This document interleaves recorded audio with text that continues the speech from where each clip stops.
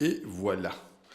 Bon, écoutez, si tout se passe bien, je suis en direct, donc je vous salue tous pour cette émission pas loin de Noël, pour vous parler de l'homéopathie, parce que, après mûre réflexion, on a pas mal discuté avec Samuel Busseret, qui m'a stimulé mon intellect. Et la question est un peu la suivante, c'est de se dire, qu'est-ce qu'on peut apporter comme argument de preuve pour l'homéopathie? Si vous me disiez à brûle pour point, est-ce que tu peux prouver que l'homéopathie fonctionne? Je réponds non. Qui suis-je? Un seul cas isolé? Vous allez me dire, je vais vous sortir des histoires de chasse, telle guérison spectaculaire. Mais enfin, les guérisons sont normalement toutes spectaculaires. Qu'est-ce qui nous reste? Puisque on ne peut pas faire d'études au sens propre du terme avec ce qu'on entend comme études industrielles réalisées actuellement, puisque l'industrie fait un chiffre d'affaires de pas loin de 200 milliards de dollars par an. Le petit laboratoire Boron, en comptabilisant bien les choses, il fait 0,6 milliards par an, ce qui est déjà pas rien. Mais vous voyez qu'on est dans un enjeu totalement disproportionné d'une industrie énorme, et donc qui commandite les études qui lui plaisent pour favoriser son commerce bientôt illimité. Donc, bien sûr, ces gens ont beau jeu de vous sortir des études contre l'homéopathie, prouvant son inanité, et le fait que nous, les rares homéopathes convenables que nous soyons encore, ayons passé notre vie à rêver ou à soigner des gens qui n'étaient pas malades. Malheureusement, vous allez voir dans un instant, on va en parler, et ça fonctionne d'autant mieux que le cas est grave et qu'on a affaire, par exemple, à des histoires infectieuses aiguës. Alors, qu'est-ce qu'on peut avancer comme facteur de preuve? Puisque, d'un côté, vous allez me dire, il y a des preuves qui sont contre, et dès que vous grattez, vous voyez que les études sont falsifiées. Les rares études pour qu'on a en manque de financement pour les faire savoir et en développer plus. Donc, si c'est pour faire une bataille, si vous voulez, d'études contre études, je pense que ça ne va pas mener à grand-chose. Donc, je me suis dit que l'un des bons arguments à faire, c'est déjà de faire à peu près comme tout le monde, à savoir se pencher sur le sujet et puis dire, bon, ben, écoutez les gars, qu'est-ce que vous avez à dire en faveur de l'homéopathie ou contre l'homéopathie? Ben, la seule manière de faire, c'est de plonger dans l'homéopathie. Qu'est-ce que c'est que cette histoire d'homéopathie? Pour beaucoup d'entre vous qui m'écoutez, l'homéopathie, si on vous demande, eh bien, on va dire c'est la médecine par les plantes. D'autres vont dire, ah mais non, c'est la médecine, c'est de la bobologie, c'est quand on n'est pas vraiment malade. Après, on passe à la vraie médecine avec les bons petits médicaments des laboratoires. D'autres vont nous dire c'est placebo, d'autres vont nous dire tout un tas de choses et de préjugés qui prouvent à chaque fois que les personnes qui s'avancent sur ce terrain n'ont pas étudié sérieusement l'homéopathie. Et le pire, pour tout vous dire, c'est que beaucoup de gens prétendus homéopathes, eux non plus, n'ont pas réellement étudié les principes, et c'est ça qui pose aujourd'hui un gros problème quand on regarde qui fait quoi. Alors, on va rentrer tout de suite dans le vif du sujet. Pour que vous compreniez bien le plan d'action ici, le premier point que vous allez comprendre s'appelle la gestalt. On n'a pas de mot français pour décrire ce que ça veut dire, c'est-à-dire c'est une notion de totalité qui a du sens, un peu comme sur mon arrière-plan ici, vous reconnaissez tout de suite des arbres ou devant une rivière sans avoir besoin d'analyser la présence d'eau, sa profondeur, sa qualité, son contenu. Immédiatement, tous ces détails sont directement assimilés par le cerveau pour répondre rivière, arbre, etc. On va développer ça. On va arriver du coup au deuxième point qui est que vous ne pouvez plus avoir, en regardant réellement ce qui se passe chez les patients, une approche réductionniste en médecine. La médecine actuelle étant réductionniste parce que ça va très très bien avec une vision purement industrielle et qui sépare à chaque fois par petits morceaux, par taylorisation, ce qu'on veut traiter. À partir de là, on va découvrir cette notion fondamentale de totalité des symptômes. Et de là, nous allons aussi découvrir les propriétés des médicaments. On va se rendre compte très vite que, ma foi, ce qu'on appelle des effets secondaires des médicaments ne sont rien d'autre que le reste des effets des médicaments, justement. On va voir en quoi c'est utile et important. Et puis ensuite, on va comprendre qu'est-ce qui se passe, puisque on va se rendre compte, en fait, que chaque fois qu'on absorbe une drogue active dans l'organisme, on va avoir une interférence entre la sensibilité du patient et le tableau de symptômes qui caractérise cette sensibilité, et le médicament qui lui-même est capable de provoquer son propre cortège de symptômes. Qu'est-ce qu'il faut en tirer? Est-ce qu'il peut y avoir des conséquences? On va regarder ça de près. Commençons par le commencement, les principes. Alors, la définition de l'homéopathie, il y a une définition du médicament homéopathique à proprement parler, mais on va commencer par comprendre ce que c'est que la définition déjà de l'homéopathie elle-même. L'homéopathie, en fait, elle est constituée par tout un ensemble de procédures, j'allais dire d'outils, et en fait de conduites à tenir dans les différents cas de figure qui peuvent arriver pour mettre en application la seule loi thérapeutique qui est connue, c'est la loi des semblables. Pour l'instant, vous allez dire, c'est un peu cryptique ce qu'ils nous disent, garçon, sur quoi ils se reposent pour raconter une telle chose. Voilà. L'idée, c'est que, première chose que je vous demande de comprendre, c'est que quand nous disons l'homéopathie repose sur la loi des semblables, on ne peut pas dire que l'homéopathie se ramène à la loi des semblables. C'est-à-dire que s'il y a une loi de guérison, s'il y a une loi de traitement, et des règles précises pour administrer ou pas des médicaments, il va falloir justement étudier les différentes réactions des différentes personnes à qui on va administrer cela, la différente manière de le faire, sur quels symptômes il faut prescrire, quels sont importants, lesquels ne sont pas.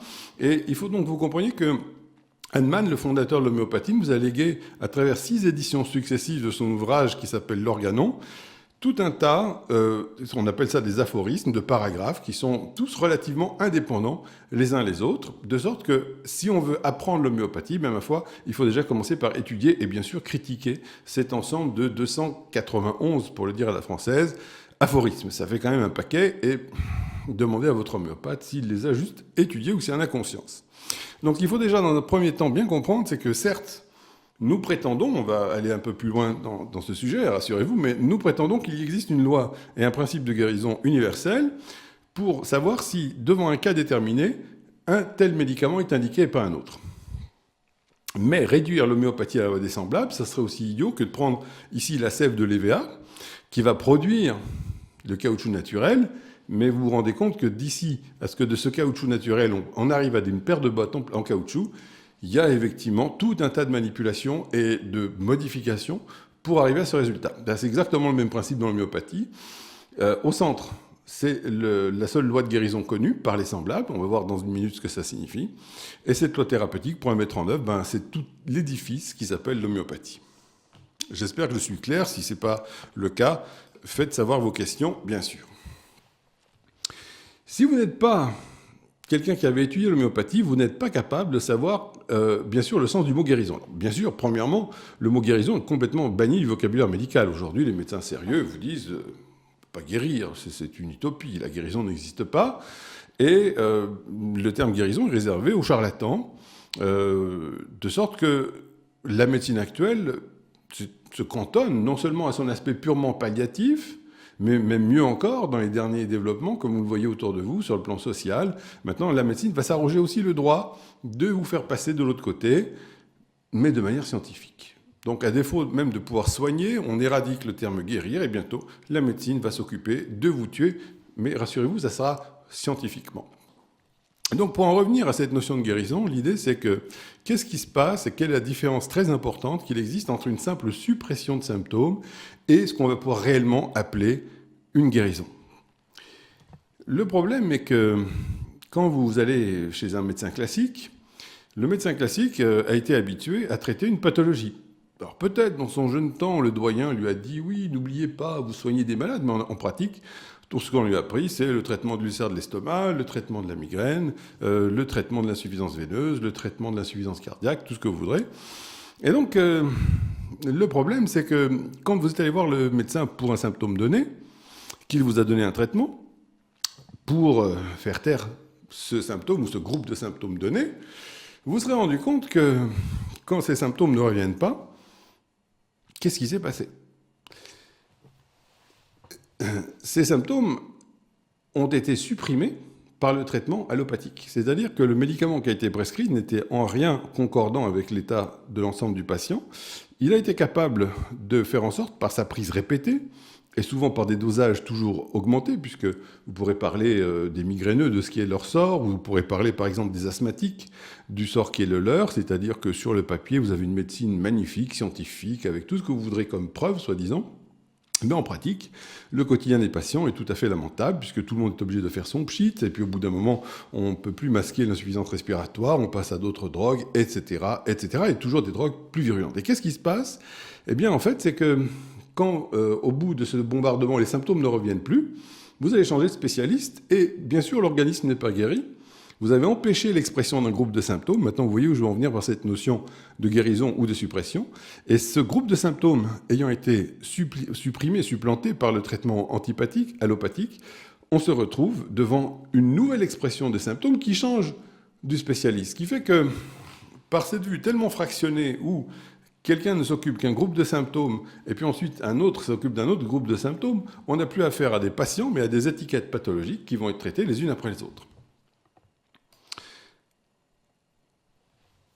Le problème est donc, vous m'avez entendu plusieurs fois dire allopathique. Qu'est-ce que ça veut dire allopathique? Ça veut dire que quand vous allez prescrire un médicament à un patient et que ce médicament n'a pas grand-chose à regarder, à voir avec l'état du patient qui est caractérisé par les symptômes qui sont les siens, en d'autres termes, le médicament se comporte comme quelque chose d'étranger. Vous voyez ici le mot grec allos qui veut dire autre. Ça veut dire qu'il n'y a pas d'affinité spécifique entre la substance et l'état du patient. Je vous laisse petit à petit ingurgiter ce que je vous explique là. Ça veut dire que, en poussant même les choses, le traitement, on est obligé d'arriver à des quantités à la fois de plus en plus importantes, voire massives, parce que quand vous allez donner des doses de cortisone fantastiques, ou des doses d'hormones fantastiques, etc., c'est toujours la même notion, l'organisme résiste à ce traitement qui est étranger, allopathique, et qui agit de moins en moins. Donc il faut sans arrêt augmenter les doses. Et donc, du coup, il y a dans cette condition de non-choix homéopathique, il n'y a pas d'affinité entre la susceptibilité du patient, je suis obligé de commencer juste à vous dévoiler ce terme de susceptibilité, il n'y a donc pas de lien entre la susceptibilité du patient et les caractéristiques de la drogue absorbée qui se comporte comme quelque chose d'étranger. Du coup, il faut soulever encore ce point important, c'est que l'homéopathie remet une notion très importante en avant-scène dans la médecine, c'est la différence qu'il existe entre une cure et une panacée. Quand on est malade, on arrive avec un certain groupe de symptômes dans une certaine pathologie ou dans certaines pathologies qui coexistent, bien sûr, et l'idée magique, ça consisterait à avoir une sorte de baguette magique qui pourrait exterminer la maladie, en fait, l'ôter du patient. En réalité, la maladie fait partie d'un état de fonctionnement désordonné du patient. Ce n'est pas quelque chose d'extrinsèque, d'étranger à l'organisme, et la pathologie correspond à une modification de l'état de santé. C'est très important parce qu'on va le prouver chaque fois qu'on a un traitement qui est curateur, qui va apporter, on va dire, de l'énergie au système et faire progresser le patient vers la guérison. On va se rendre compte que l'état du patient va se modifier et le jeu de symptômes, j'ai failli dire, va se modifier à son tour.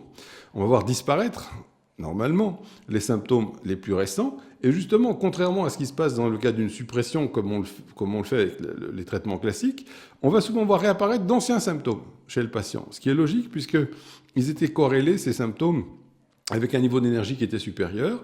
Et donc, on extrait le patient du niveau inférieur où il était pour petit à petit remonter le niveau de santé. Vous voyez que je suis obligé d'apporter pas mal de notions auxquelles vous n'êtes pas habitués et qu'il convient d'étudier pour se faire une idée de ce que les homéopathes racontent.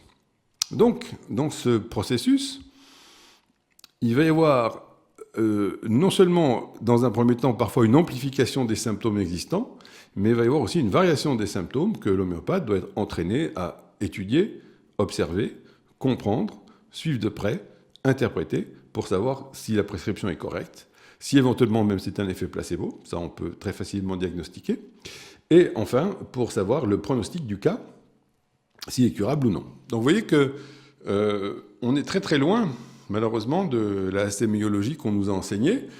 Encore à mon époque, on avait des grands médecins qui étaient capables de faire un examen thoracique, un examen abdominal, etc. Aujourd'hui, malheureusement, les médecins sont de moins en moins formés à la clinique, deviennent de plus en plus des spécialistes de tel ou tel appareillage. Et là encore, vous voyez cette notion d'écran entre le médecin et son patient, et on s'éloigne toujours un peu plus de la réalité du patient. Donc il y a vraiment toute cette réalité, malheureusement, dorée dans les différentes études qu'on nous sert, mais en pratique, la réalité, comme vous le savez, si vous m'écoutez aujourd'hui en tant que patient, vous voyez ce que je veux dire. Du coup, En fonction de tout ce qui précède, vous comprendrez malheureusement qu'on est peu nombreux comme homéopathes. Parce que dès le début de l'homéopathie, dès sa découverte, Hahnemann a remarqué que il fallait une très haute exigence de qualité, d'honnêteté, de courage, un certain degré d'intelligence. C'est-à-dire que si vous êtes un peu limité cérébralement, vous risquez de pas y arriver. Parce qu'il faut de la finesse pour comprendre parfois dans un simple sous-entendu du patient quelque chose que les autres n'auront pas remarqué, dans une simple variation de l'intonation. Et surtout, quand vous arrivez devant un cas clinique aigu, il faut tout de suite remarquer une foule de symptômes qui vont caractériser le cas que vous avez devant vous, s'il est agité, s'il est effondré, si les paupières tombent, s'il est rouge, s'il est pâle, si les extrémités sont chaudes, froides, s'il a soif, si la bouche est sèche, si les lèvres sont craquelées, s'il a de la transpiration, dans quelle position il est qu'il veut ouvrir des fenêtres ou pas ouvrir les fenêtres, est-ce qu'il désire avoir quelqu'un près de lui ou au contraire pas du tout. Autant de symptômes totalement négligés par la médecine classique, mais qui pourtant sont bel et bien là, puisqu'on ne les invente pas, ils sont juste là, devant vous. Et alors la question habituelle, c'est qu'est-ce qu'on en fait ? Rien, parce que ce qui nous intéresse, c'est un diagnostic. On va découvrir tout cela. Donc Hahnemann, qui est arrivé à Paris dans le début des années 1840, a été tellement écœuré, horrifié de voir comment les médecins français pratiquaient. Il leur a dit, écoutez, je vous en prie, imitez-moi, mais imitez-moi bien. Et c'est seulement à ce prix-là qu'on peut obtenir vraiment ces cures homéopathiques. Et vous voyez maintenant ce que signifie le mot cure, tant par le sens qu'il ne s'agit pas d'une panacée, mais d'une progression de l'état de santé, et d'autre part par le fait que la cure s'oppose à cette notion allopathique de suppression, c'est-à-dire tant que vous prenez vos cachets, vous tenez à distance l'expression de la pathologie. Et c'est vrai que les résultats sont absolument incomparables. Alors ce qui se passe, la situation, pour vous le dire très clairement, l'homéopathie est attaquée sur tous les fronts actuellement, parce que même les 0,6 milliards de dollars que réalise le laboratoire Boron, qui est malheureusement, il faut le dire, les derniers à recommander, si vous voulez parler d'homéopathie, puisque eux font une promotion d'une homéopathie extrêmement simplifiée, qui vise surtout à ne pas déranger le médecin dans sa petite routine et de lui faire prescrire des petits globules blancs en complément de ses traitements, et tout le monde est content. Eh bien, même ces 0,6 milliards qui doivent représenter sur un peu moins de 200, on va dire dans les 0,03%, donc vous avez une petite idée de ce que c'est que l'homéopathie, 0,03% du chiffre d'affaires global des laboratoires. Eh bien oui, l'urgence est de dérembourser l'homéopathie, etc., etc. Donc vraiment, on a affaire à une horde de fanatiques, savamment orchestrés, parce que, évidemment, il n'y a pas de génération spontanée.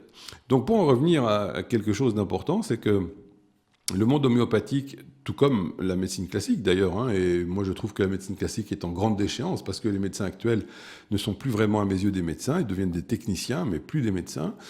Et l'homéopathie a suivi le fil, c'est-à-dire qu'on s'est retrouvé avec des générations qui ont appris avec la génération précédente qui avait elle-même peu ou pas appris l'organon. Et donc l'idée c'est que chacun erre dans une sorte de petit dédale, et chacun espère que l'autre qui erre aussi dans son petit dédale, n'ayant pas appris les bases, va pouvoir peut-être l'éclairer. Ce qui fait qu'on se retrouve aujourd'hui devant des situations absolument catastrophiques de gens qui prétendent être homéopathes, mais qui en réalité ne le sont pas une minute, comme vous l'avez compris. La définition de l'homéopathe, c'est quelqu'un qui a lu, su, compris, étudié à fond l'organon, et il n'y a pas d'autre manière de faire. Donc l'homéopathie ayant été découverte par Hahnemann, il convient quand même de rendre à César ce qui lui appartient, et donc d'apprendre ce que Hahnemann nous a légué. Une fois que vous l'avez fait, cet effort d'apprentissage, libre à vous, bien sûr, d'essayer de trouver mieux ou de faire autrement, aucun problème.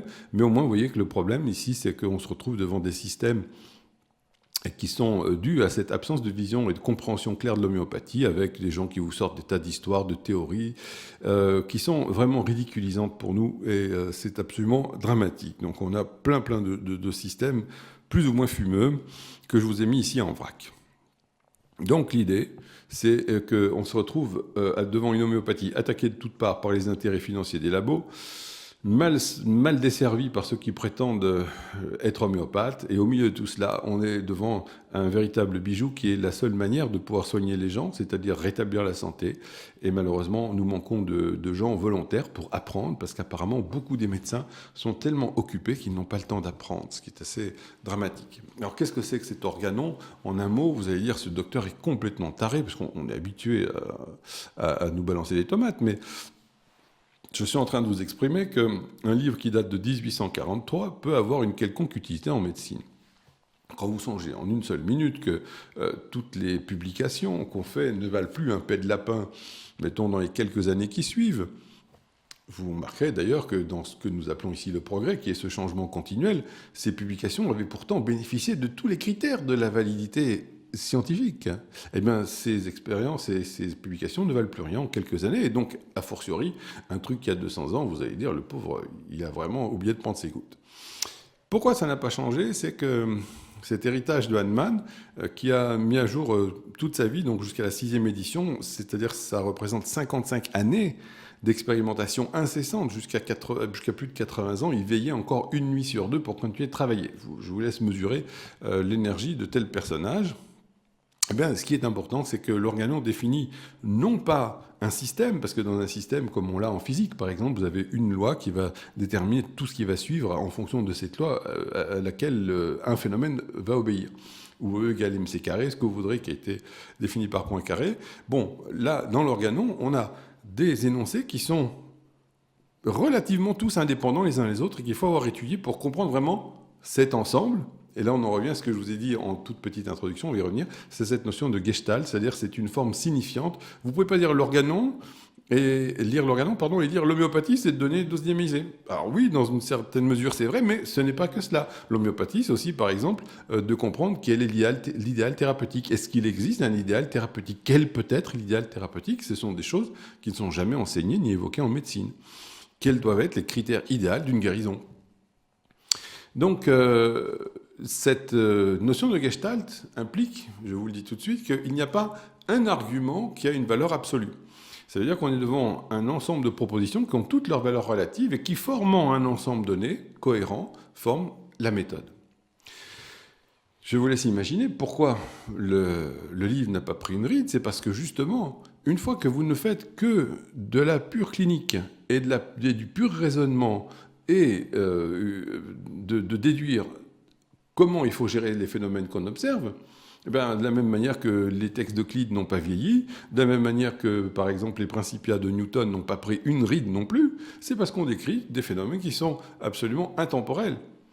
Donc c'est la première fois, justement, qu'en médecine, on a cette approche qui va consister à dire, attendez, on arrête tout, est-ce qu'il y a des règles pour prescrire, est-ce qu'il y a des règles pour arriver à une guérison? Voilà simplement le chemin qu'a suivi Hahnemann.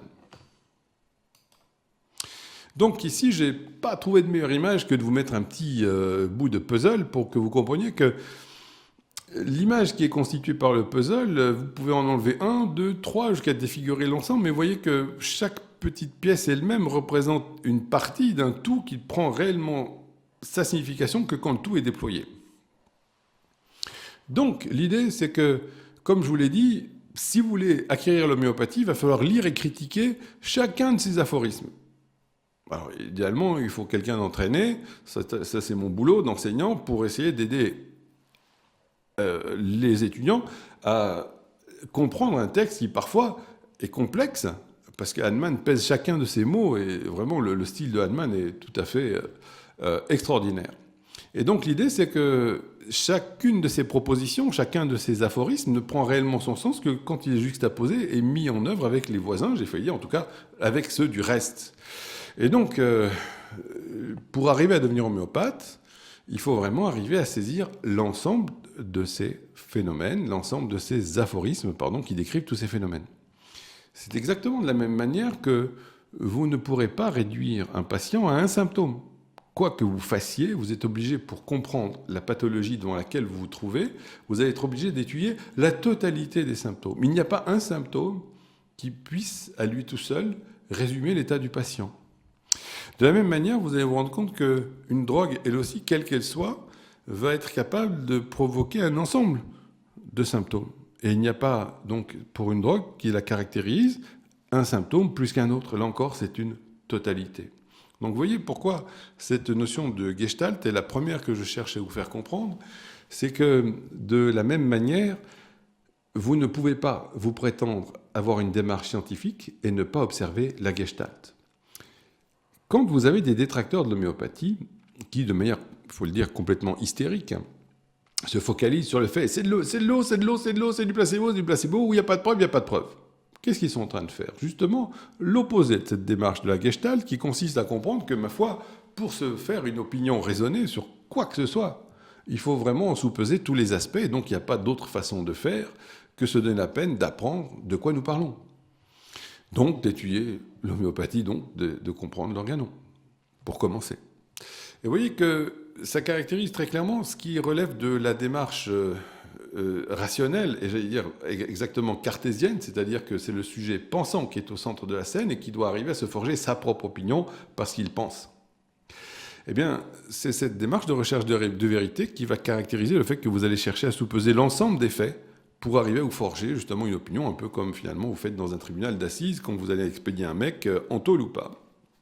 Le contraire, ben c'est justement ça, c'est de se braquer sur un seul élément, de se focaliser sur cet élément, de le grossir démesurément et de le répéter à l'envi, ce qui s'appelle justement de la manipulation. C'est exactement ce qu'on dit en anglais du cherry picking, c'est-à-dire que vous allez négliger tous les autres points pour vous en occuper d'un seul et insister là-dessus.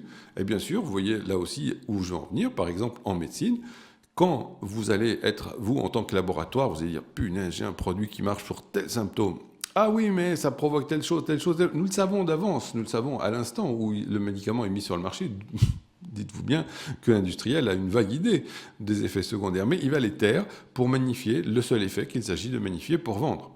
Donc vous voyez que sur cette même notion de non-respect de la gestalt, on passe de la manipulation, qui peut être faite tous les jours. Vous voulez par exemple casser votre voisin, vous allez estimer qu'il parle fort le soir, mais vous n'allez pas regarder quels sont les autres aspects de votre voisin. Eh bien ici, en ce qui concerne les laboratoires, on passe de la manipulation à une démarche qui devient purement criminelle quand vous distribuez des médicaments dont vous savez les effets létaux. Le deuxième point, maintenant que cette notion de gestalt est, j'espère, à peu près acquise, le deuxième point, c'est de comprendre qu'on ne peut plus, pour essayer de regarder, je ne dis même pas de soigner, mais pour essayer d'appréhender le phénomène de la maladie, et du malade et du patient, on ne peut plus se contenter du réductionnisme. Alors qu'est-ce que c'est que le réductionnisme ? C'est quelque chose qui a donné des progrès extraordinaires dans l'histoire des sciences. C'est une démarche purement scientifique qui consiste à dire, ma foi, si on décortique les rouages, eh bien on va finir par comprendre comment l'ensemble fonctionne. Donc ça s'est montré extrêmement précieux pour la chimie, la physique, l'astronomie qui découle de la physique, etc. Dans les sciences, on va dire, on les qualifie de dures, parce que nos sciences à nous, humaines, seraient certainement plus molles, mais cette notion, disons, de monde inanimé. C'est-à-dire que vous êtes face à des atomes, finalement, qui n'ont probablement pas beaucoup changé depuis l'époque primitive de la création, et on se retrouve devant, je dirais, des structures qu'on peut étudier, parce qu'en les cassant à chaque fois, on essaie de trouver les briques élémentaires. Ça produit des progrès merveilleux, ça permet de fabriquer de l'électricité ou une bombe atomique au choix. Et en tout cas, le problème est le suivant, c'est que quand vous appliquez cette démarche, c'est-à-dire que c'est une démarche scientifique de connaissance et de découverte du monde inanimé, mais vous allez l'appliquer au biologique, au vivant. Et bien c'est là que le bas blesse. Parce que vous pouvez regarder qu'est-ce que le fruit de la médecine actuelle, toujours des médicaments qui vont coûter exponentiellement plus cher et avoir des résultats secondaires exponentiellement plus délabrants et avoir au contraire des résultats cliniques chez les patients toujours dans l'autre sens parce qu'à chaque fois les gens vont être obligés de prendre des drogues aux effets terribles et sans le moindre résultat. Et pourtant, si on regarde dans un certain sens du terme, c'est une démarche scientifique, c'est-à-dire qu'on a pris à la science dure ces découvertes pour essayer de les calquer sur le phénomène du biologique. Et donc, vous voyez, là, le travers, c'est que c'est pas donner la peine, comme Hahnemann a été le premier à le faire réellement, la peine d'observer comment se comporte le vivant et le malade. On s'est contenté juste de traduire ce que les découvertes du monde dur nous ont appris pour le monde des organes. Alors, on a découpé des cadavres, et puis on s'est rendu compte qu'il y a des organes, qu'il y a le cœur, qu'il y a la circulation. On foutu de la gueule de ceux qui avaient découvert la circulation, par exemple. On imagine le calvaire qu'ils ont vécu. On a découvert finalement avec le microscope, parce qu'il a fallu pratiquement un siècle pour aller se décider à regarder dans les microscopes. L'histoire est célèbre, mais on en parlera une fois. Et donc, petit à petit, en découvrant des mécanismes dans les mécanismes. Mais le problème, c'est que même si c'est une connaissance scientifique, et bien sûr, toute connaissance est bonne à prendre, le problème, c'est que ça ne nous fait pas progresser pour guérir mieux les patients. Le problème, c'est que justement, on est là, on est devant une impasse. Ça ne fonctionne plus, on est en train de racler les fonds de tiroir de la chimie. Et là encore, du coup, la Gestalt, c'est l'outil, je dirais, conceptuel pour piger que on ne peut plus découper les patients en sous-rondelles en croyant trouver le Saint Graal au fond de je ne sais quelle cellule déséquilibrée. Mais là, il est temps, nous enseigne la Gestalt, de dire stop les gars, on arrête tout, on regarde qu'est-ce que c'est que le patient. Voilà donc la démarche de l'homéopathie. Nous sommes soutenus sur un plan fondamental par les découvertes de Lowlin. Alors je ne sais pas exactement comment on le prononce parce que je me méfie à l'anglaise, Dieu sait comment ça doit se prononcer, mais c'est un monsieur qui a eu le prix Nobel de physique en 98 et il a soutenu quelque chose qui est de plus en plus observé, mais vous voyez qu'il faudra peut-être encore 50 ans pour comprendre ces découvertes, les admettre.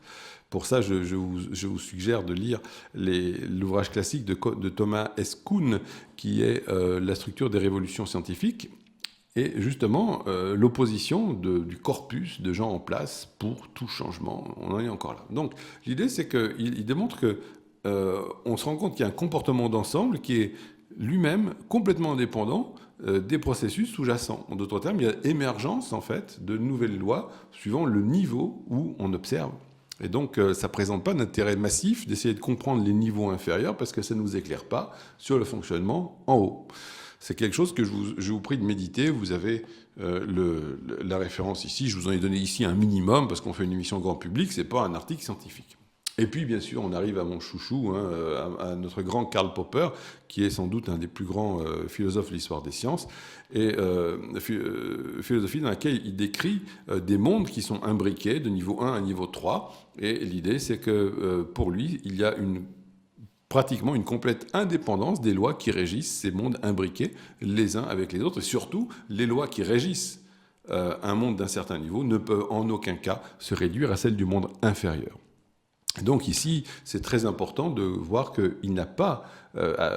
Popper a démontré qu'il n'y avait aucun lien de causalité vers le haut, et donc les lois d'un monde supérieur ne peuvent jamais se déduire de celles du monde inférieur. Ça, c'est quelque chose de fondamental, et qui valide, là encore, un peu plus cette notion d'homéopathie. Et vous voyez à quel point, pour l'instant, nous n'avons fait que discuter de questions largement générales.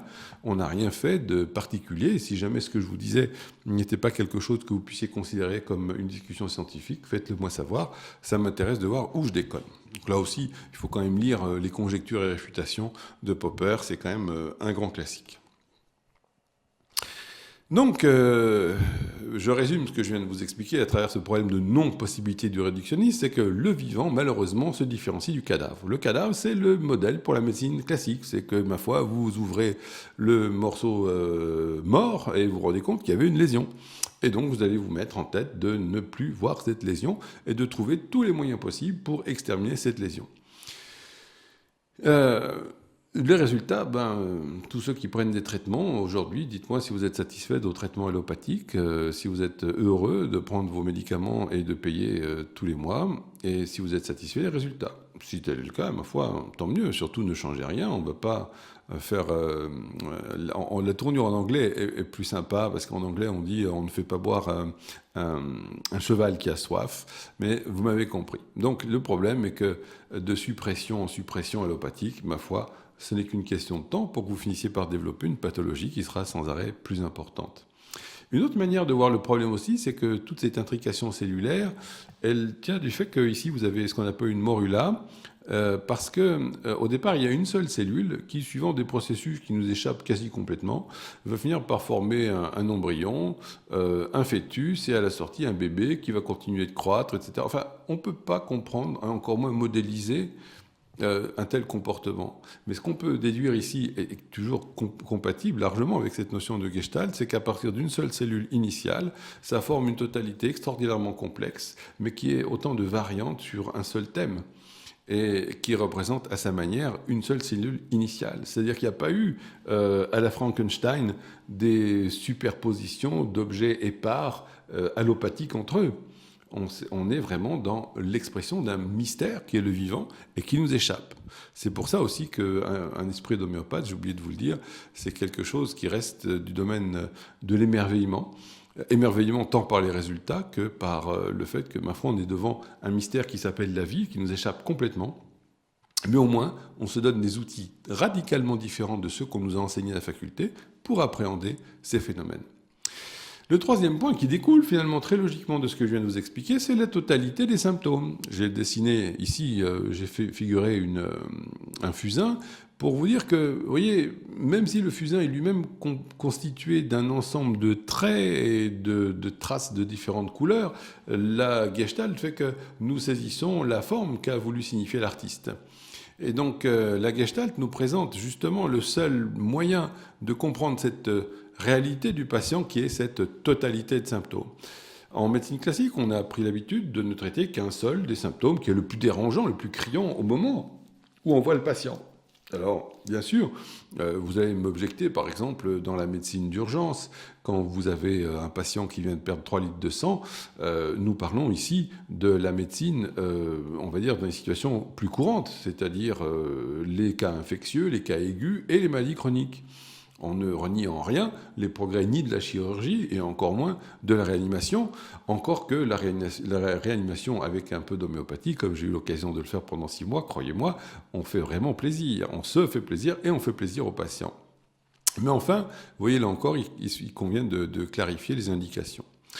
Donc l'idée, c'est que de la même manière que dans la Gestalt, quand vous allez magnifier un seul point en négligeant tous les autres, vous faites de la manipulation, ben ici, quand vous allez vouloir vous occuper d'un seul symptôme au détriment de tous les autres qui pourtant existent au même moment, ben ça peut plus s'appeler une démarche scientifique. C'est donc complètement arbitraire, non seulement parce que vous ne pouvez pas réduire le patient à un seul organe malade, mais en même temps, vous êtes obligé, pour qualifier vraiment le trouble total de l'être humain, vous êtes obligé de voir cette image complète qui se forme tant sur le plan psychique, émotionnel, mnésique, du comportement, jusqu'au bout des orteils, parce que forcément, il y a des symptômes partout, et qui sont, bien sûr, la plupart du temps, complètement négligés. Donc ici, c'est de comprendre que la finesse, encore de Hahnemann, a été de dire, bon, ok, le réductionnisme, ça ne peut pas nous mener à grand-chose. Je vous traduis en termes édouardiens. Et l'idée, c'est que, ok, aussi, il y a forcément quelque chose, on va dire, de détraqué, de déréglé à l'intérieur de l'organisme, mais ce quelque chose ne nous est pas directement perceptible. Il existe fatalement, puisqu'on n'est pas en état de santé. On ne peut pas savoir et faire des théories sur la nature de ce dérèglement, certainement. Mais du coup, qu'est-ce qui se passe? C'est que ce désordre interne se manifeste à travers une totalité qui caractérise le cas. C'est comme une combinaison. Vous avez un symptôme, 2 symptômes, 3 symptômes, 10 symptômes, 20 symptômes qui vont former cette totalité du cas que lui présente et que le voisin n'a pas. C'est-à-dire que l'ensemble de ces symptômes finit par caractériser la manière dont le patient lui-même fonctionne dans sa physiologie normale et surtout anormale dans la maladie. De ce fait, comme je viens de vous le dire, comme la pathologie d'un monsieur X est différente de madame Y ou de monsieur X1 qui est son voisin, ben il faut comprendre que de la totalité découle à son tour un principe fondamental, c'est le principe d'individualiser. C'est-à-dire l'individualisation, c'est que devant chaque cas, on va devoir comprendre quelle est la totalité du cas.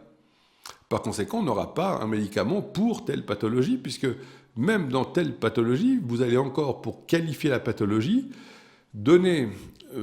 appuyer votre regard, mettons, sur une angine. Alors, vous voyez le patient, il a de la fièvre, son état général est altéré, il ne peut pas avaler, il a trop mal, et la gorge est rouge, il y a une inflammation, il y a une suppuration. Vous venez de qualifier l'amygdalite. Très bien. Mais le reste des symptômes, vous en faites quoi? Ces symptômes qu'on a artificiellement réunis pour poser le diagnostic d'angine coexistent avec une foultitude d'autres symptômes qu'on ne regarde pas et qui caractérisent la totalité du moment du patient. Donc là encore, le problème est que vous n'aurez jamais 2 fois la même angine. Vous allez avoir des angines qui se sont déclarées par temps chaud, d'autres par temps froid, suite à une exposition à l'humidité. Vous avez des angines qui ont démarré un matin, d'autres qui ont démarré le soir, certaines qui vont affecter d'abord le côté droit, puis d'autres le côté gauche, certaines qui vont avoir un sentiment d'être complètement à vif, d'autres d'avoir une boule dans la gorge. Certaines fois, c'est la pression qui va soulager la douleur, d'autres fois, juste d'affleurer une main sera insupportable pour le patient. Donc vous voyez là encore que je m'excuse de simplement décrire rien d'autre que la réalité. Vous n'avez pas entendu pour le moment, ou alors c'est que c'est à l'insu de moi-même, faire la moindre théorie. Je me contente tout simplement, de manière logique, de vous présenter une vision nouvelle, j'ai failli dire, de la réalité du patient, de la maladie. Il a fallu attendre quelqu'un comme Hahnemann. Dans le fond, combien de types avant Newton ont vu tomber des pommes d'un pommier? Il y a eu des wagons. Ils en avaient strictement rien à foutre jusqu'au jour où il y en a un qui s'est dit « Merde, il y a une force qui est appliquée ». Enfin, je traduis en termes ce que Newton a fait de manière plus polie. Donc, vous voyez, le problème est qu'on se heurte à une doctrine industrielle qui, surtout, vous incite à ne pas regarder cette simple réalité que je suis en train de vous énoncer, c'est-à-dire la réalité qui est qu'il n'y a que des patients qui sont différents dans leur pathologie, tous, et l'idée, c'est d'infliger le même traitement pour pouvoir faire un maximum de chiffres. Ça ne peut pas coexister. Et de la même manière que vous avez donc des tas de traits de fusain différents qui vont finalement aboutir à des représentations toutes différentes, eh bien vous allez avoir des tas de patients différents qui vont chacun aboutir à une prescription différente qui va convenir à cette totalité différente. L'unique théorie, enfin on va dire plutôt l'unique hypothèse de l'homéopathie, c'est que comme on est des humains, on aime bien essayer de comprendre. C'est pas nouveau, hein, les Grecs se sont beaucoup pris la tête sur la nature du Christ, mais ici la question va être la suivante. On va admettre que si cette totalité existe, eh bien, qu'il faut la prendre comme telle, comme une totalité. On ne peut pas admettre la chose suivante, c'est de dire est-ce qu'il y a une glande de la maladie qui générerait cet ensemble désordonné? On est obligé de remonter de manière logique pour dire qu'il y a quelque chose de forcément dérégulé en amont des organes pour qu'à leur tour, ceux-ci soient le support de cette totalité malade. Vous voyez, comme la notion de totalité permet de développer des tas de points tout à fait importants. Et là encore, c'est une simple notion qu'on se fait, j'ai failli dire une vue de l'esprit, mais en tout cas une manière de se représenter ce qui se passe, c'est-à-dire qu'on est obligé, en devenant homéopathe, et surtout en voyant les effets tellement ultra rapides de l'homéopathie, on est obligé de faire l'hypothèse que la maladie n'est rien d'autre qu'un dérèglement dynamique, non chimique, avant le chimique et avant les organes. Et c'est pour ça que Hahnemann, avec une avance absolument stupéfiante, dit les manifestations que nous nommons maladies. Là encore, vous comprenez pourquoi il dit nous nommons maladies, c'est-à-dire les étiquettes morbides qui regroupent juste la déglutition et l'inflammation, par exemple, de la gorge, ne reposent que sur le désaccordement de l'énergie vitale.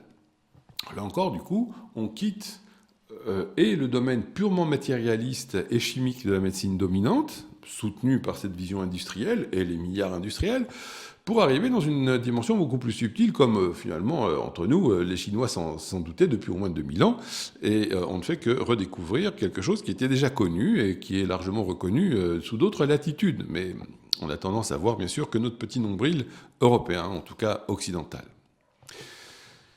Donc, ma foi que vous ne reconnaissiez pas l'hypothèse de la force vitale nous intéresse peu, là encore, puisqu'en vertu de la Gestalt, ce n'est qu'un l'un des aspects de l'homéopathie qui pourra être largement discuté, et on pourra un jour faire une émission sur différents tests physiques qui vous permettront de voir que l'organisme réagit à la simple présence d'une dose homéopathique qui soit posée même à côté ou rapprochée du corps. Si vous voulez, on pourra faire une émission là-dessus, c'est assez rigolo. Vous pourrez avoir beaucoup de succès le soir en faisant quelques petits testings, c'est assez rigolo.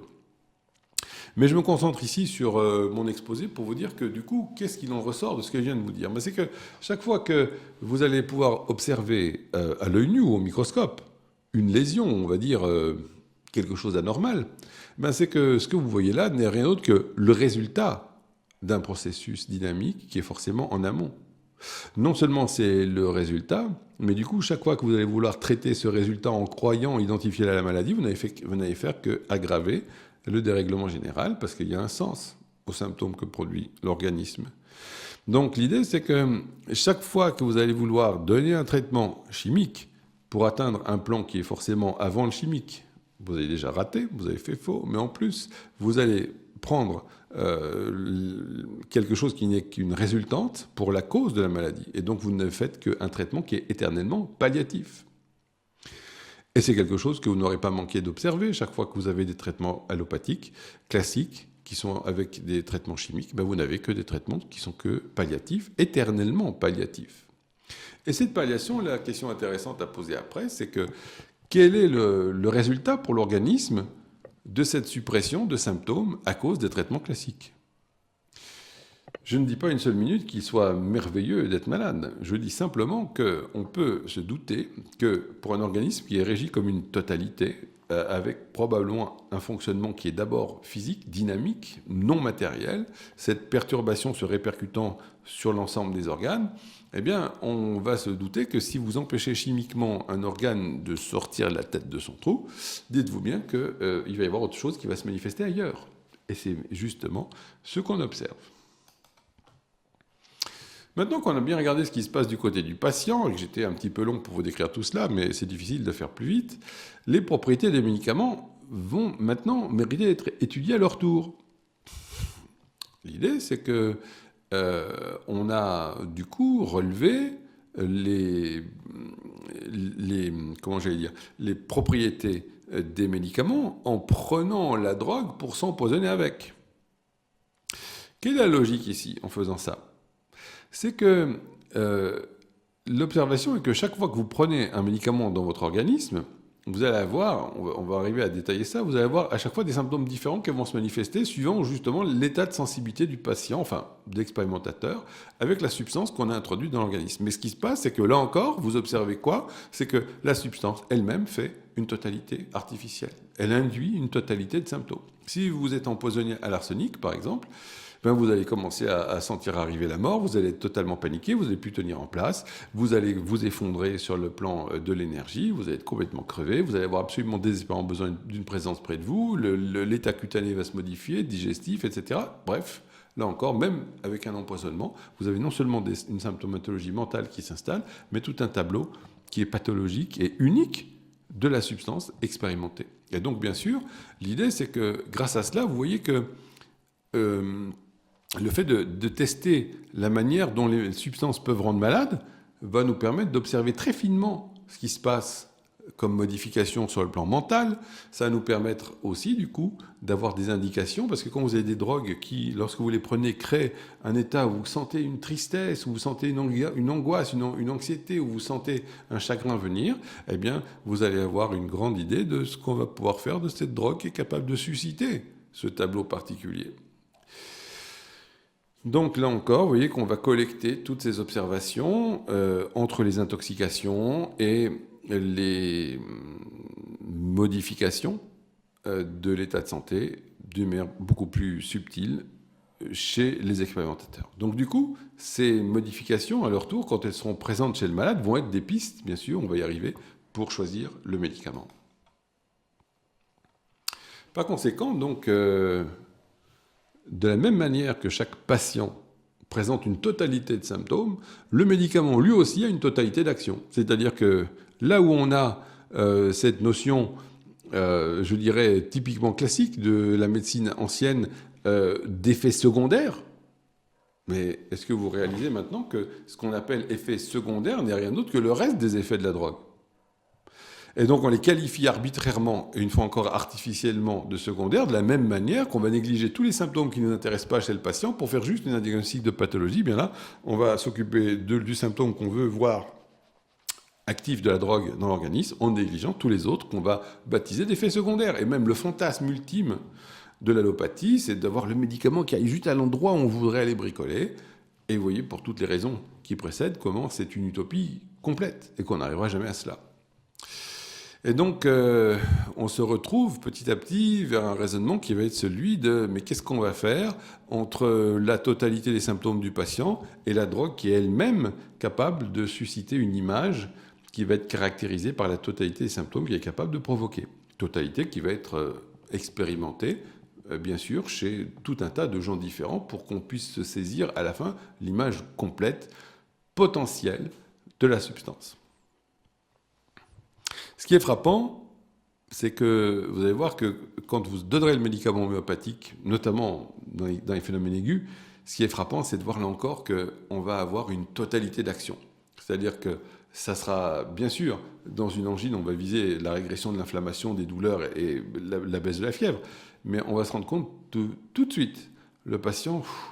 Vous allez sentir, quand vous avez l'habitude, de voir cette détente qui s'opère, ce changement de l'état de l'humeur, là où le patient était tendu, crispé, etc. Tout de suite, un apaisement se produit et ensuite, les symptômes objectifs régressent. C'est cela, l'homéopathie, c'est parce qu'on a une totalité d'action, parce qu'on va s'occuper simplement de gérer des totalités. Donc, bien sûr, je passe ici beaucoup plus rapidement, puisque je viens de vous le dire, les effets dits secondaires des médicaments sont juste le reste de son action dans l'organisme et qu'il va falloir étudier en tant que tel. Donc la seule manière de comprendre les propriétés des médicaments, ça va être justement de savoir comment ils rendent malade et non pas quels sont leurs effets chez le patient malade, parce que chez le patient malade, sa physiologie elle-même est déjà déréglée, et donc l'interférence de cette physiologie qui n'est pas celle naturelle du patient avec la drogue, à ce moment-là, ne va pas donner des résultats fiables. Donc c'est ainsi qu'on a fabriqué ce qu'on appelle la matière médicale, c'est-à-dire qu'on s'est mis à colliger. On a expérimenté d'abord 10, 15, 20, il n'y avait rien quand Hahnemann a découvert l'homéopathie, donc on s'est mis à expérimenter de plus en plus de substances et à recueillir de plus en plus d'observations qui ont généré la matière médicale. Ici à gauche, vous avez l'encyclopédie de Hering en 10 volumes. À droite, vous avez l'encyclopédie de Allen en 10 volumes, en 12 volumes, pardon. Et en fait, on a colligé les résultats à droite expérimentaux, c'est-à-dire qu'on prend ce que les symptômes sont chez les expérimentateurs, avec toujours le risque que, ma foi, ça puisse être fortuit. Je ne rentre pas dans les finesses, parce qu'il y a un aspect très critique de toutes ces expérimentations. Et à gauche, l'encyclopédie de Hering, elle est clinique, et elle a corroboré les symptômes expérimentaux qu'on a notés avec les symptômes guéris chez les patients. Je vais vous montrer ça dans un instant. C'est un peu grand ici. Peut-être puis-je faire mieux. Voilà, si je fais comme ça, est-ce que vous voyez mieux ? Moi, je vais me faire tout petit, voilà. Mais enfin, l'idée, c'est que ici, vous voyez, c'est comme ça qu'on rentre dans l'étude d'un médicament. Ici, c'est le graphite. Donc, c'est la mine de crayon, c'est du carbone à l'état amorphe. Et donc, vous voyez l'immense liste de revues et vous voyez la vitalité qui était celle de l'homéopathie avant que la médecine industrielle cherche à nous détruire. Et maintenant, vous commencez à comprendre pourquoi elle veut nous détruire, d'ailleurs. Eh bien, donc, vous voyez l'immense vitalité qui est le témoin de toutes ces multitudes d'observations et de publications qui ont eu lieu pour montrer quels étaient les effets du graphite et des guérisons qui sont rapportées. Donc vous avez des centaines et des centaines d'observations qui sont toutes parfaitement identifiées. Même si le livre est ancien, là encore vous comprenez pourquoi il est indémodable, parce qu'on ne parle que d'une simple réalité clinique. Et le résultat ici, c'est que vous voyez tout l'ensemble des symptômes qui arrivent avec les modifications psychiques, plus ou moins des barres devant, ça veut dire jusqu'à quel point ce symptôme a été fréquemment confirmé par la pratique ou pas, jusqu'à ce que, de cette manière, on puisse qualifier ce qu'on appelle les caractéristiques des médicaments, c'est-à-dire vraiment les symptômes hautement certains d'une substance et qui caractérise encore mieux la substance. Et puis ensuite, vous voyez, on a ce qui se passe dans le vertige, le sensorium, qu'est-ce qui se passe dans la tête, quels sont les symptômes de congestion, d'éruption, de douleur, etc. Et donc, vous voyez ce que c'est que l'homéopathie. Je suis navré de vous dire que si vous ne voyez pas là une approche scientifique, il faudra m'expliquer à ce moment-là qu'est-ce que c'est que la science. Il s'agit donc bien de colliger les observations et de voir à les contrôler d'après l'efficacité clinique observée dans toutes ces publications. Donc tout ça, on le doit au très grand Hering. Je vous passe rapidement ces péripéties, parce qu'au départ, c'était un très grand détracteur de l'homéopathie, et il a bravé des tas de choses pour revendiquer haut et fort le fait qu'il s'était converti à l'homéopathie.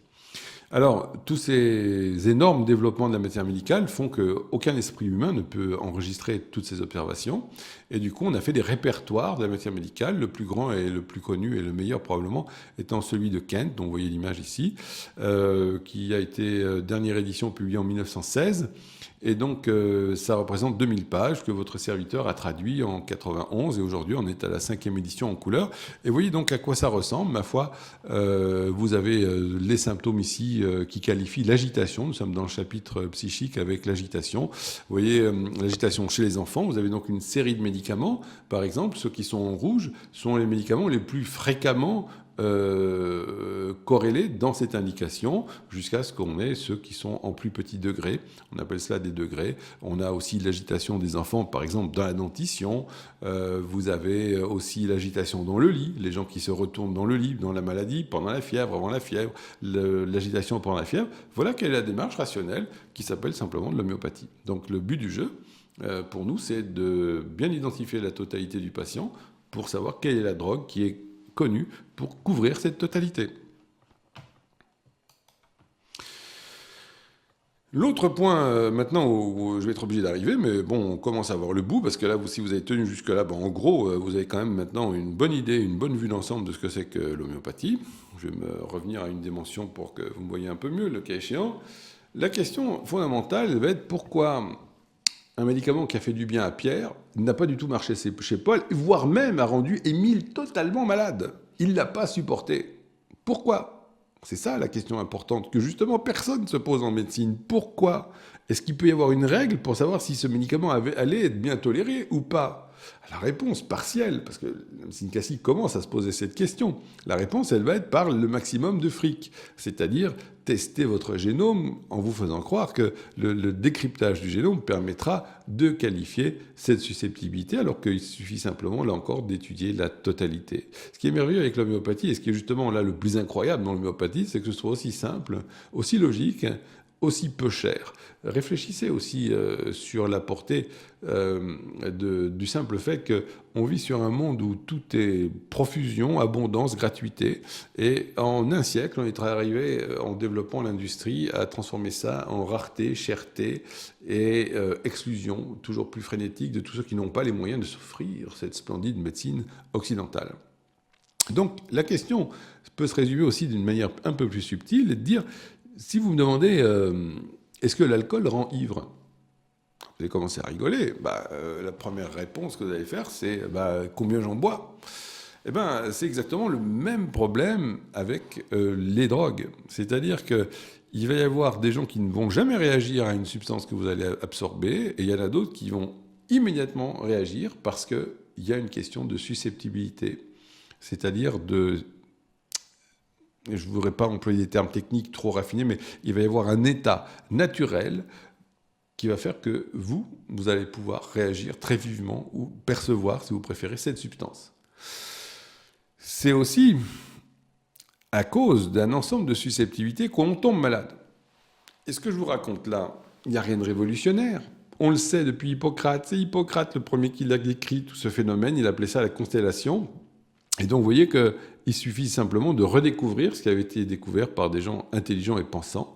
Et vous pensez bien, là encore, que pour les mêmes raisons, si vous exposez 100 personnes à un vent froid d'hiver pendant 1 heure, vous n'allez pas avoir 100 malades. Vous allez avoir non seulement pas tous qui vont tomber malades, mais encore, chacun vont tomber malade de manière différente. Donc là encore, vous voyez, cette notion de susceptibilité est vraiment à la base de la compréhension de ces phénomènes de déclenchement de maladies ou de réaction à telle et telle substance.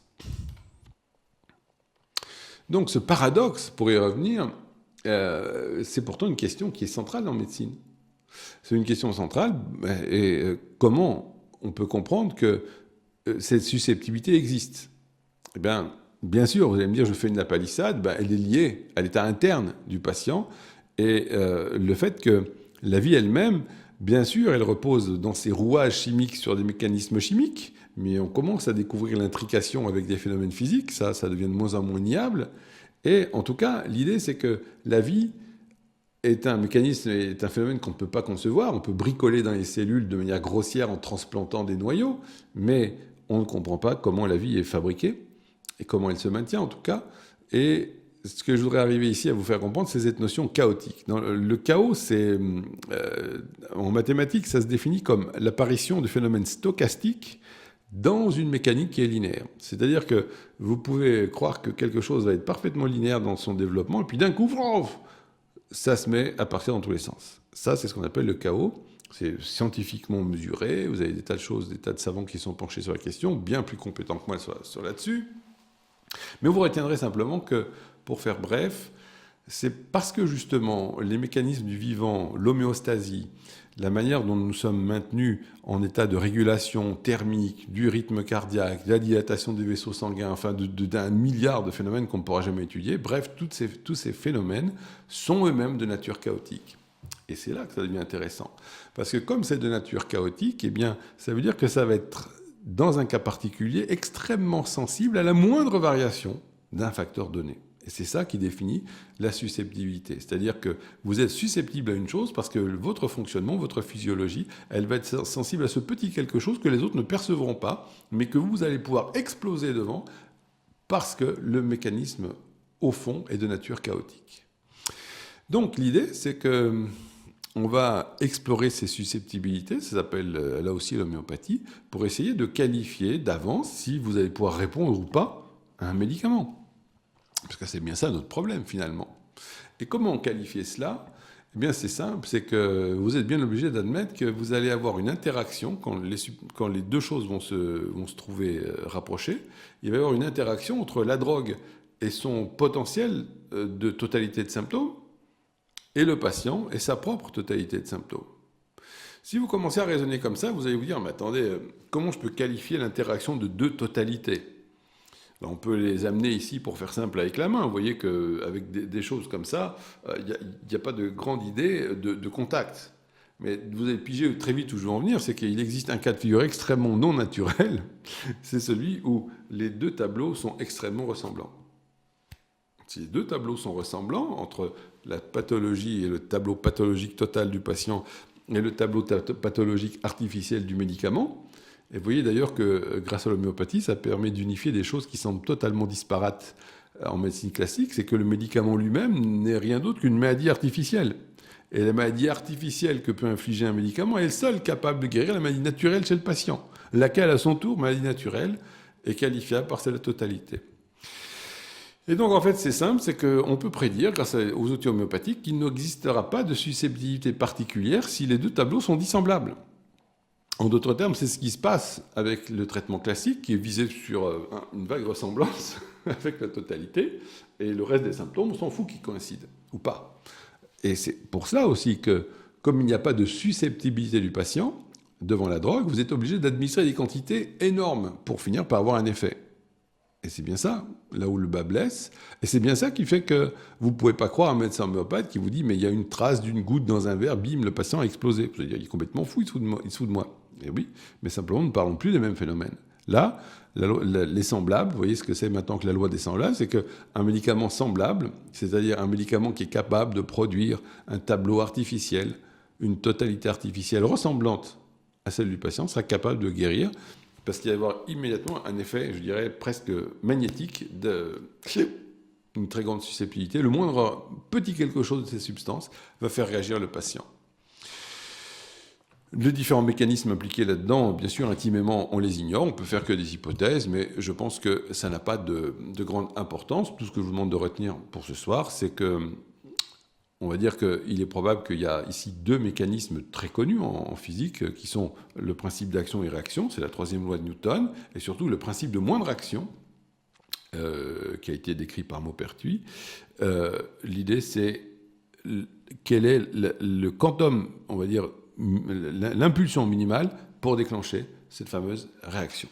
Alors, ce sera aller trop loin pour ce soir d'aller plus loin, hein. Il y a quand même des courses, pas pour les chiens, mais l'idée de base, c'est de concevoir que l'homéopathie, c'est tout simplement ce cas de figure tout à fait extraordinaire où vous allez apporter à l'organisme une substance qui, dans son tableau expérimental, dans sa totalité potentielle, ressemble énormément à la totalité du patient. Et vous voyez donc les raisons extrêmement rigoureuses de sélectionner tel médicament plutôt qu'un autre. Et vous voyez aussi forcément que les personnes qui se disent homéopathes et qui vous prescrivent des tas de médicaments sont tout ce que vous voudrez, mais pas des homéopathes. Ça veut dire que le principe simplement de base que je viens de vous expliquer ce soir n'a même pas été assimilé. À cause de cette affinité, j'ai failli dire inconcevable, parce que les médecins classiques n'ont jamais observé cela, n'ont jamais observé ce qui se passe quand vous allez approcher le patient de la substance semblable. Il y a une espèce d'affinité invraisemblable à des degrés que vous ne pourrez pas qualifier, qui vont de 1 à 10 000 peut-être, mais toujours est-il que quand vous allez administrer ce semblable, le patient va monstrueusement réagir à cette substance à cause de cette affinité qui existe. Et c'est là que vous comprendrez pourquoi, historiquement, ce chemin de traitement par les semblables n'a jamais été exploré, parce que les anciens s'en sont plus ou moins doutés, mais chaque fois que vous allez donner une substance semblable, vous alliez pratiquement tuer le patient avec la substance. Donc c'est Hahnemann qui a eu l'idée, là encore, de diminuer la quantité, etc., et d'arriver à ce processus de fractionnement par secousses successives, gouttes diluées à leur tour dans un plus gros volume, etc., et qu'il a appelé dynamisation. Vous voyez ici, d'ailleurs, pour remettre les choses à leur place que, ma foi, le processus de dynamisation, ce n'est que l'un des aspects de l'homéopathie de manière tout à fait logique par rapport à ce qu'on appelle la gestalt. C'est-à-dire que ce n'est qu'une des facettes de l'homéopathie. Vous pouvez très bien faire de l'homéopathie en faisant mâcher des feuilles aux gens. Vous ne serez pas déçu des résultats, bien sûr, et vous n'aurez malheureusement qu'une toute petite fraction du potentiel de l'homéopathie, mais vous êtes libre de le faire, la Gestalt le dit. Ce n'est pas vital, il n'y a pas une proposition unique qui qualifie la totalité. C'est l'un des aspects de la totalité qui qualifie à son tour l'homéopathie. J'espère que vous m'avez bien suivi. Donc bien sûr, du coup, on est bien plus loin que des simples phénomènes de dilution. Et vous comprenez mieux pourquoi un tel va vous dire « Oh là là, mais dès que j'arrive à la mer, j'ai les yeux qui flambent », un tel qui vous dit « Ouh là là, si jamais j'ai les pieds mouillés », un autre qui vous dit « Oh là là, si je mange une goutte de je ne sais quoi, automatiquement j'ai ma crise d'asthme ». Vous êtes devant ce phénomène dynamique qui ne peut s'expliquer que parce qu'il y a une nature chaotique sous-jacente, et vous êtes devant quelque chose qui s'appelle l'un des aspects de l'homéopathie. Elle est la souris. Voilà, donc on se retrouve devant des phénomènes qui, dans leur mécanisme intime, nous échappent, mais je vous ferai remarquer que ce n'est pas mon boulot. Moi, mon job, c'est que vous veniez me dire, écoutez, j'ai un mal de tête dont je n'arrive pas à me défaire, j'en souffre depuis 20 ans, qu'est-ce que vous pouvez me proposer ? Ben, je relève le défi, c'est mon job. On va trouver la substance similaire à cet état. Voilà. Et donc, en fait, vous comprenez mieux pourquoi l'homéopathie inflige non seulement un changement de paradigme, puisqu'on doit quitter le réductionnisme, mais en plus, ça impose, à un moment donné, de quitter la vision purement matérialiste de la médecine, avec plus je te frappe fort, mieux ça marche, et de venir sur un terrain infiniment plus subtil. Et c'est pour ça que, sur un plan, je dirais, purement idéologique, on est devant une médecine industrielle et matérialiste qui a pour fer de lance l'argent sans limite. Et vous voyez que l'homéopathie, à l'autre bout, c'est juste le contraire. C'est pour ça que ces notions, qui sont pourtant, qui découlent d'un raisonnement et d'une observation parfaitement logique, sont éternellement niées et rejetées par une industrie dominante. On a découvert, je vous laisse l'article, un des articles, il suffit juste de chercher, là encore, vous avez beaucoup de recherches fondamentales qui ont lieu en ce moment, notamment sur le fait que peut-être il y a des assemblages de microstructures cristallines au sein de l'eau elle-même, qui de loin nous apparaît comme de la flotte, bien sûr, mais il y a beaucoup de la coupe polaire, justement, pour savoir comment ceci est perçu par l'organisme, comment ceci est transféré sur des globules secs. Nous n'avons pas la moindre idée, mais là encore, vous comprenez que ce n'est pas mon job. Moi, je ne suis pas, au sens propre du terme, un chercheur. Je m'efforce d'être un petit peu scientifique. Dans ma pratique, ça me suffit. Donc, très rapidement, je vous fais cet aphorisme 26. L'idée, c'est que Hahnemann, voilà comment il qualifie l'homéopathie. Et là encore, vous voyez qu'on est très très loin de tout ce que vous pouvez lire, raconter, entendre sur l'homéopathie. Hahnemann précise, dans l'organisme vivant. Chaque mot qu'Hahnemann écrit a été longuement soupesé, mais c'est bien sûr ici pour faire la différence avec ce qui se passe dans l'organisme mort, qui est réduit à l'état de cadavre, dans lequel il n'y a plus la possibilité de voir comment ça se passe dans la réaction du vivant qui fait intervenir la susceptibilité, le mécanisme chaotique, etc., etc. Et donc il décrit ceci, c'est qu'une affection qui est dynamique, et donc on est obligé, pour conceptuellement en arriver à cela, une affection dynamique plus faible se retrouve éteinte d'une manière durable par une autre qui est plus forte, si celle-ci, différente d'espèce, lui ressemble beaucoup dans sa manifestation. Comprenez là encore, je ne peux pas développer tout ça pendant des lustres, mais l'idée c'est que la manifestation de cet nouvel élément dynamique, de cette nouvelle force, au sens physique du terme, elle provient d'un agent qui est différent en espèce. C'est-à-dire que vous ne pouvez pas espérer guérir la rougeole par l'agent de la rougeole, et encore en poussant par l'absurde, vous ne pouvez pas espérer guérir les gens qui ont été exposés au vent du Nord en les réexposant au vent du Nord. Il s'agit donc bien de donner un signal dynamique perçu par l'organisme à cause, ou plutôt grâce à la ressemblance des totalités qu'on a expérimentées, mais sur un plan dynamique qui va être plus fort. C'est comme si vous avez les étoiles, si vous voulez, qui disparaissent parce que le soleil arrive, c'est dynamique, on ne les voit plus. On ne peut pas se faire une idée, je pense, pour l'instant, très propre de ces mécanismes intimes d'action. Ce qui nous intéresse, nous, c'est d'avoir les règles, et c'est l'organon qui les détermine pour prescrire une guérison. Voilà. En tout cas, du coup, ma conclusion pour ce soir, ça va être de vous dire que, ma foi, en 30 années de pratique et d'acharnement à essayer de comprendre Hahnemann, à essayer de démonter Hahnemann, à essayer de dire, punaise, aujourd'hui je le coince, je ne suis pas arrivé à le coincer. Je viens de publier en 2 volumes à peu près 1000 pages d'études sur l'organon et de commentaires qui servent de base aux étudiants dans le cours. Et c'est vrai que le résultat ne se fait pas attendre parce que pour une fois, on a une école qui parle réellement de l'organon, de l'homéopathie.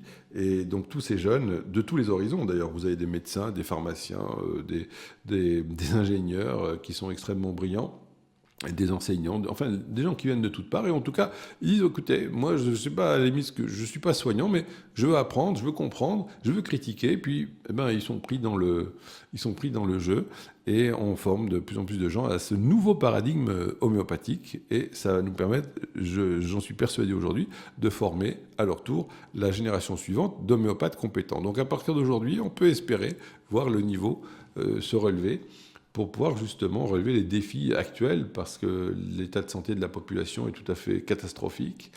Et vous comprenez maintenant pour quelles raisons, puisque par le pur traitement allopathique, qui n'est que palliatif, vous ne pouvez pas espérer guérir les gens.